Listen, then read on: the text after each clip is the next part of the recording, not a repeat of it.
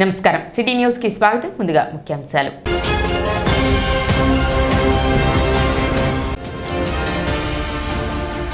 పట్టణ 1-2 వార్డులో పర్యటించిన మంత్రి నాదెండ్ల మనోహర్.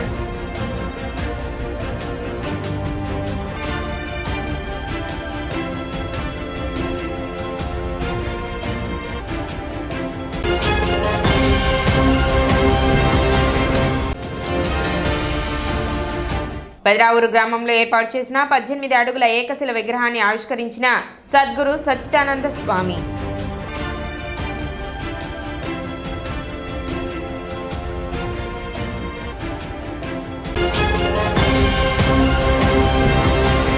పట్టణంలో జరిగిన వివిధ కార్యక్రమాల్లో సద్గురు సచ్చిదానంద స్వామి పాల్గొన్నారు. పెదరావూరు గ్రామంలో కొడాలి విఠల్ బాబు సతీమణి వారి కుమారుడు శివ ఆధ్వర్యంలో దత్తస్వామి వారి ఆశ్రమం నిమిత్తం 4 ఎకరాలు స్వామివారికి సమర్పించగా అందులో అత్యంత వైభవంగా గురు నిలయం ఏర్పాటు చేశారు. అదే ఆశ్రమంలో 18 అడుగుల హనుమాన్ విగ్రహాన్ని తెనాలి పద్మావతి కళ్యాణ మండపం అధినేతలు గవిని రాజేంద్ర ప్రసన్న దంపతులు సమర్పించారు. తెనాలి రామలింగేశ్వరపేటలోని పడగొట్టి కంటి భారత శాస్త్రి కుటుంబ సభ్యులు స్వామి పీఠభూమి గృహ సమర్పణ చేశారు. వీరందరినీ చెంచిపేటలోని పద్మావతి కళ్యాణ మండపంలో జరిగిన కార్యక్రమంలో స్వామివారు ఆశీర్వదించారు.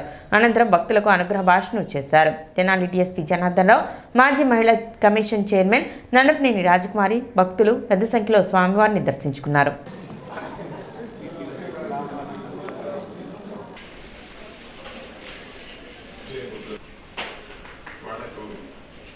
శోకాలు వచ్చినప్పటికీ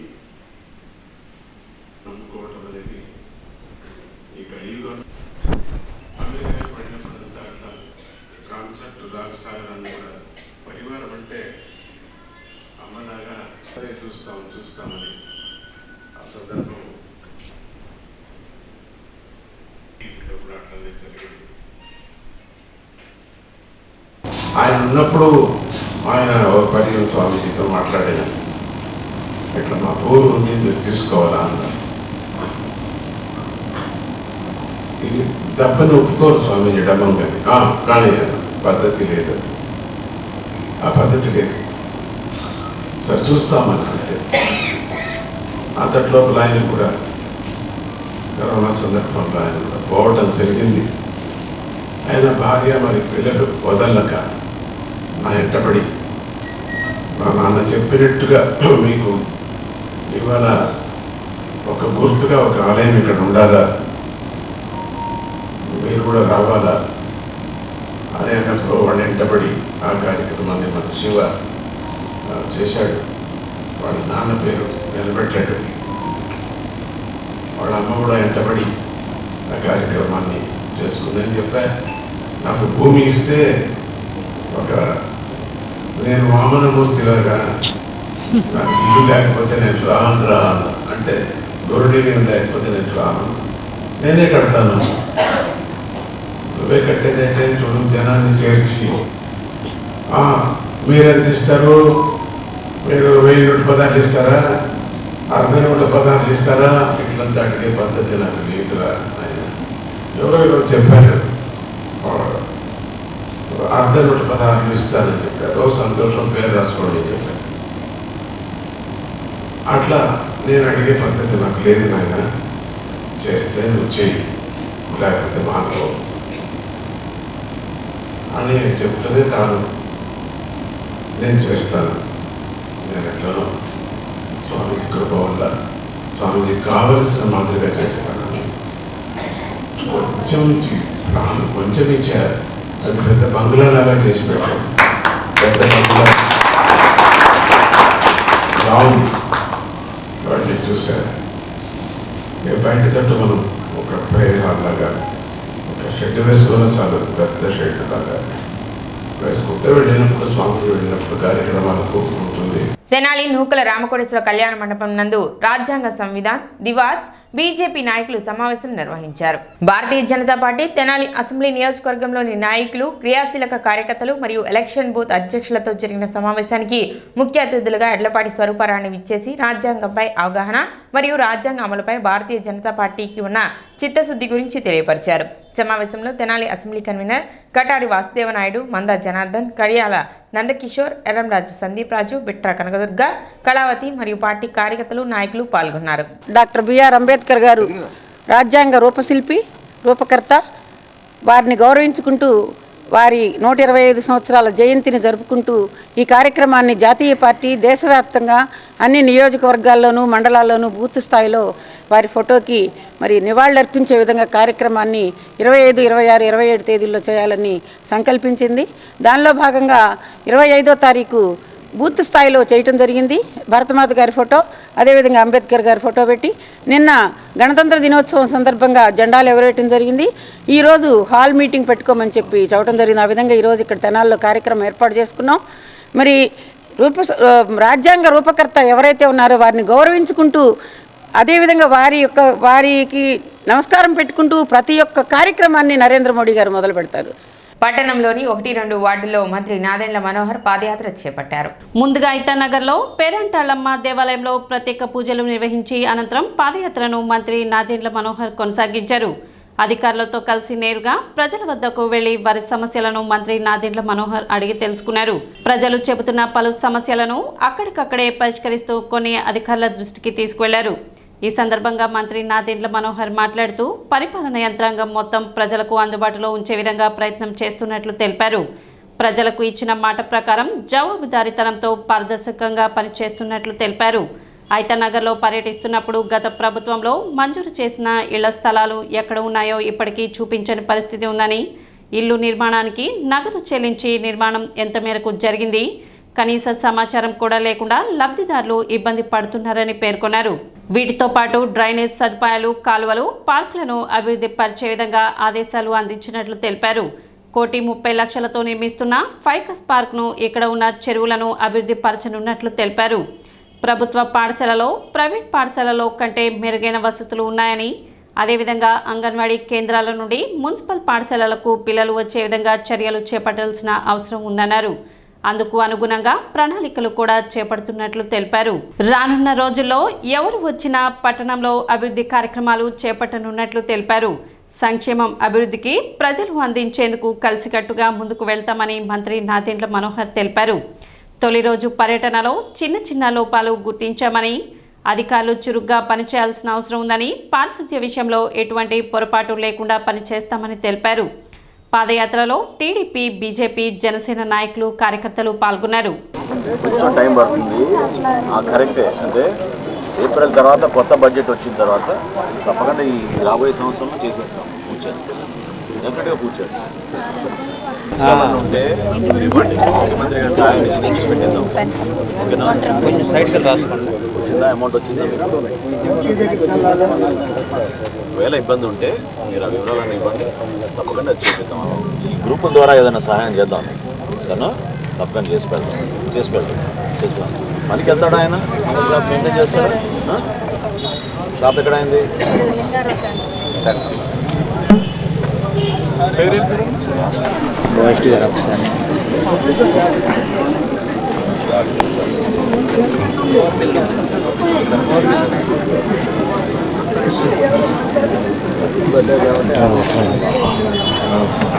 అర్థం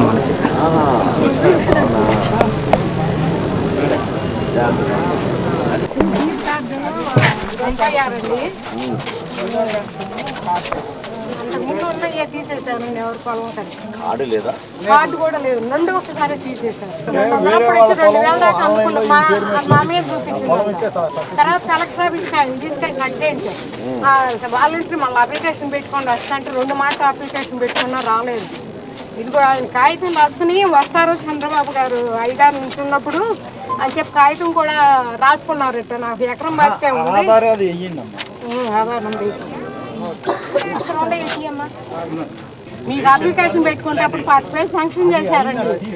చేశారు, అది మాకు గుర్తుందండి. అసలు ఆయన లెటర్ రాసి బాబు గారు వస్తారు చూపియాలి, నాకు 10 ఎకరం బాధ్యత ఉందో నాకు ఇలా తీసేశారండి అని చెప్పి రాసుకున్నాడు బతుకున్నాగా. మీ పేరు మీద పొరపాటున వచ్చిన భూమిని మార్చారండి. అయిపోయింది. సో మీరు ఫాలో అప్ చేయండి. ఓకే, కలెక్టర్ ఆఫీస్ తీసుకెళ్లారండి, రానుబాను ఆటో కట్టించుకుని కట్ చేసేసారు. చేపిస్తాం 18 ఏళ్ల క్రితం మీరు 25,000 మాకు శాంక్షన్ చేశారండి. ఆయన హార్ట్ ఆపరేషన్ అయింది అప్పుడు. చేపిస్తాం. మీరేం బాధపడబాకండి, చేపిస్తాం. ఆయన కూడా చనిపోయారండి. చెప్పాను, కమిషన్ గారు చెప్పాను, ఫాలో అప్ చేస్తాం. తెనాలి పురపాలక విభాగం నుంచి మేము అందించాల్సిన పారిశుద్ధ్యం గురించి లేదా రోడ్ల నిర్మాణం గురించి, వీధి దీపాల గురించి ప్రజల దగ్గర నేరుగా వెళ్ళి పరిపాలన యంత్రాంగం అంతా కూడా అందుబాటులో ఉండే విధంగా ఒక ప్రయత్నం చేస్తున్నాం. ఇది మా జవాబుదారితనం, నిజాయితీగా ప్రజలకు ఏ విధంగా మాట ఇచ్చాము, పారదర్శకంగా మేము చేయాల్సిన కార్యక్రమాలు అందరినీ సమానంగా చూసుకునే విధంగా, ఇక్కడ పార్టీలతో కానీ కులాలతో కానీ మతాలతో కానీ సంబంధం లేని విషయంగా ప్రతి ఒక్కరికి సమానంగా ప్రభుత్వం అందిస్తున్న సహాయం కార్యక్రమాలు అన్నీ కూడా అందాలనే ఉద్దేశంతో చేస్తున్న కార్యక్రమం ఇది. వాస్తవానికి ఈరోజు ఐతానగర్లో పర్యటిస్తున్నప్పుడు ఇంకా చాలామంది పాపం లబ్ధిదారులు ఎవరైతే గతంలో కొంతమంది పెన్షన్లు తొలగించారు, కొంతమందికి ఇవ్వాల్సిన ఇళ్ల పట్టాలు ఈ రోజుకి కూడా వాళ్ళకి ఏ ప్రాంతంలో ఉందో ఏందో వాళ్ళకి చూపించని పరిస్థితి. అదేవిధంగా లబ్ధిదారులు పాపం కొంతమంది 50,000 రూపాయల వరకు వెచ్చించినా కూడా కనీసం ఆ ఇల్లు ఏ స్థాయికి వచ్చిందో, లెంటల్ లెవెల్కి వచ్చిందా, బేస్మెంట్ లెవెల్కి వచ్చిందా, దాని గురించి కూడా సమాచారం లేకుండా చాలామంది ఇబ్బంది పడుతున్నారు. వీటితో పాటు మౌలిక సదుపాయాలు, డ్రైనేజ్ పారే విధంగా, కాలువలు ఇంకా సక్రమంగా మేము శానిటేషన్ పెంచే విధంగా, ఐతానగర్లో ఉన్న పార్క్స్ అన్నింటినీ కూడా ఆధునీకరణ చేసేటట్టు నేను చైర్పర్సన్ గారు కూడా రిక్వెస్ట్ చేశాను. అది రాబోయే సమావేశంలో తప్పకుండా దానిపైన ఒక నిర్ణయం తీసుకుని ఇక్కడ ఉన్న పార్క్స్ని అవుతున్నాం ఇంకా సుందరీకరణ చేయడమే కాకుండా వాకింగ్ ట్రాక్లు ఏర్పాటు చేయమని ఎక్కువ మంది సీనియర్ సిటిజన్స్ అడిగారు. సో తప్పకుండా 1,35,00,000 రూపాయలతోటి మనం ఫైకస్ పార్క్ అక్కడ మన వాటర్ ట్యాంక్ దగ్గర ఏర్పాటు చేస్తున్నాం. అది వేసవికాలం కల్లా పూర్తి చేస్తాం. చిన్నరావూరులో ఈ విధంగా పార్క్ నిర్మాణం చేసాము. అదేవిధంగా ఐతానగర్లో కూడా ఒక అద్భుతమైన పార్క్ నిర్మాణం పనులు ప్రారంభం అవబోతున్నాయి. హయ్యర్పేటలోను, తర్వాత మనకి ఐతానగర్లో స్కూల్ పక్కన ఉన్న చెరువు రెండు కూడా అభివృద్ధి చేసే విధంగా ఇక్కడ వాళ్ళకి ఎటువంటి ఇబ్బంది కలగకుండా ఉండడానికి కోసం ఒక ప్రయత్నం ఖచ్చితంగా ప్రభుత్వం తరఫు నుంచి చేస్తున్నాం. అంగన్వాడీ కేంద్రంలో 3 సంవత్సరాల లోపున్న బిడ్డలు ఎవరైతే పాపం ఈ కుటుంబాల నుంచి రేపటి రోజున మళ్ళీ పాఠశాలకి వెళ్ళే విధంగా ఒక కార్యక్రమం చేయాలి. అవసరమైతే మన మున్సిపల్ కౌన్సిలర్స్లో ఒక సబ్ గ్రూప్గా సబ్ కమిటీగా ఫామ్ అయ్యి ప్రతి అంగన్వాడీ కేంద్రం పాఠశాలని వాళ్ళు సందర్శించి వీలైనంత వరకు మనం ప్రోత్సహించే విధంగా, ఎందుకంటే ప్రభుత్వ పాఠశాలలో, మున్సిపల్ పాఠశాలలో ప్రత్యేకంగా ఉన్న వసతులు, సౌకర్యాలు ప్రైవేట్ పాఠశాలల కన్నా మెరుగ్గా ఉన్నాయి. అద్భుతమైన టీచర్లు ఉన్నారు, అన్ని విధాలుగా వాళ్ళకి ప్లే గ్రౌండ్స్ ఉన్నాయి, దక్షత మంచినటి అవకాశం ఉంది. వీటన్నింటినీ దృష్టిలో పెట్టుకుని ఆ పిల్లల్ని మనం రేపటి రోజున అంగన్వాడీ కేంద్రాల నుంచి మున్సిపల్ పాఠశాలలో వచ్చి చదువుకునేటట్టు ఒక కార్యక్రమం తప్పకుండా మనం స్టార్ట్ చేయాలి. ఇది కరెక్ట్ టైం అని నేను భావిస్తున్నాను. చైర్పర్సన్ గారిని కూడా రిక్వెస్ట్ చేశాను.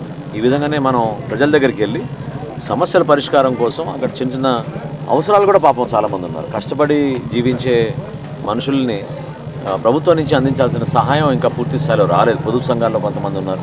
ఆ మహిళలకి అవసరమైతే ఈ బ్యాంక్ లింకేజ్ పెంచే విధంగా, తద్వారా వాళ్ళు చేసుకున్న చిన్న బడ్డీ కొట్లు కానివ్వండి, లేకపోతే కుట్టు మెషిన్లు కానివ్వండి, వాళ్ళు చేసుకున్న చిన్న చిన్న వ్యాపారాల ద్వారా మరింత ఆదాయం పెరిగే విధంగా ఒక కార్యక్రమం మనం తెనాలి మున్సిపాలిటీలో చేపట్టాలి. ఎవరు ఊహించని విధంగా మన అభివృద్ధి కార్యక్రమాలు చేపడుతున్నాం. వాటితో పాటు సంక్షేమం కూడా ఎక్కడా లోటు లేకుండా అందరికీ మనం అందించే విధంగా తప్పకుండా మేము అందరం కూడా ఒక టీమ్ ఎఫర్ట్ తోటి ముందుకెళ్తాం. అంటే దాదాపు 530 కోట్ల రూపాయలతోటి భూములు కొనుగోలు చేసి నిర్వీర్యంగా వదిలేసిన పరిస్థితి. ఎవరికైతే ఆ స్తోమత ఉందో, ఎవరైతే బిలో పావర్టీ లైన్ లేని వారు ఉన్నారో వాళ్ళు మాత్రం చక్కగా ఇల్లు కట్టుకున్నారు. ఆ కాలనీ సందర్శిస్తే ఈ రోజున మనం బాధపడాల్సిన అంశం ఏంటంటే మౌలిక సదుపాయాలు కల్పించకుండా వాళ్ళకి ఇళ్ల స్థలాలు అప్పచెప్పారు. సామాన్యుడు ఎవరైనా కూడా ఇల్లు కట్టుకోవాలనుకున్నప్పుడు రోడ్డు కావాలి, లైట్ కావాలి, రక్షిత మంచినీటి పథకం ద్వారా నీరు అందించాలి, డ్రైనేజ్ ఫెసిలిటీ ఉండాలి. వీటి గురించి పక్కన పెట్టేసి కేవలం వాళ్ళకి ఏ విధంగా లబ్ధి కలుగుతుందా అనేది వాళ్ళు ఎదురు చూశారు తప్ప సామాన్యులకి మేలు జరిగే విధంగా మాత్రం ఆ లేఅవుట్లు సరిగ్గా డిజైన్ చేయలేదు. విజిలెన్స్కి ఆల్రెడీ హ్యాండ్ ఓవర్ చేసాం. మా పొలాలు పోతున్నాయి, ఎంత నష్టం. 4 ఎకరాలు ఉంది. తీసుకునేవాడు సదరంగా తీసుకొని 4 సార్లు తిరిగితే 5 ఏళ్ళకి చూస్తున్నాను, వచ్చి చూస్తాను, నేనే చూస్తాను, చేస్తాను. అసలు నేను 10 సార్లు తిరిగి ఇసుగు పుట్టి మాట్లాడుతున్నాను. ఒక వారం టైం ఇవ్వండి అమ్మా. అట్లా కాదండి మీరు చేపిస్తాం. తహసీల్దార్ గారు మీరు దాని రెస్పాన్సిబిలిటీ తీసుకుంటారు.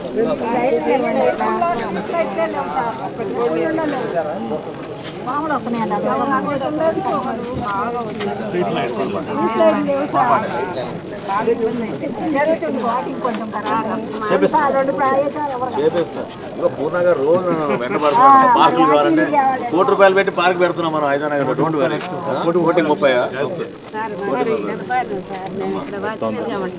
1:30 सताते तुम जिंदगी तमाम नफरत हो जाते लोग, समझे ना? हुकूमत पे इतना नफरत हो जाते हो लोग आप जैसे लोगों से. कितने बार बोला मैं केसेस क्यों नहीं बनाया, कंप्लेंट क्यों नहीं लिए? మీరు ఇచ్చారమ్మా కంప్లైంట్ ఇచ్చారా? చాలా సార్లు ఇచ్చాను సార్, మీటింగ్ పెట్టినప్పుడల్లా ఇచ్చాము. అక్కడికి కూడా ఇచ్చాను సార్. 35,000 తీసుకున్నారంట. ఇది కాకుండా మళ్ళీ డబ్బులు తీసుకున్నారంట. ఏం పరిస్థితి? ఎక్కడ ఇచ్చారు? బెదరావులో ఇచ్చారు, నేలపాటులో ఇచ్చారా? అదే సిరిపురంలో ఇచ్చారు. అక్కడ ఏం లేదు కదమ్మా. డ్వాక్రాల లోన్లో ముగ్గురు కట్టాం సార్, ₹1,00,000 దాకా. ముగ్గురు అలాగే ఉన్నాయి సార్. ఏం లేదు అక్కడ, ఏం జరగలేదు. వచ్చి మోసం అది. కొంచెమైనా పనులు మొదలు పెట్టించండి. వాళ్ళు ఎన్నిసార్లు ఎవరి దగ్గర తిరుగుతారు? వాళ్ళు ఎవరు చెప్పుకుంటారు? వాళ్ళు ఏం మిమ్మల్ని మీరు ప్రొటెక్ట్ చేసుకుంటున్నారా? డిపార్ట్మెంట్ మిమ్మల్ని మీరు ప్రొటెక్ట్ చేసుకుంటున్నారా? ఏం ఫర్దర్ యాక్షన్ తీసుకున్నారు? ఎన్నిసార్లు చెప్పాను ఇప్పటివరకు? మీరు కంప్లైంట్ తీసుకుని రిజిస్టర్ చేసి ఎవరికైతే డబ్బులు ఇచ్చారో వాళ్ళు పిలిపించండి, తీసుకోండి. కంప్లైంట్ అంటే ఆమె ఇప్పటివరకు అట్లా ముగ్గురు ఇచ్చారట గ్రూప్లోంచి డబ్బులు. అక్కడ ఏమీ జరగలేదు. బేస్మెంట్ లెవెల్ కూడా చేయలేదు వాళ్ళ పనులు. డబ్బులు మాత్రం తీసుకున్నారు. ఎన్నోసార్లు చెప్పారు వీళ్ళు కంప్లైంట్ బుక్ చేయమని, బుక్ చేయడం లేదు. ఇప్పుడు ఒక చిన్న విరామం.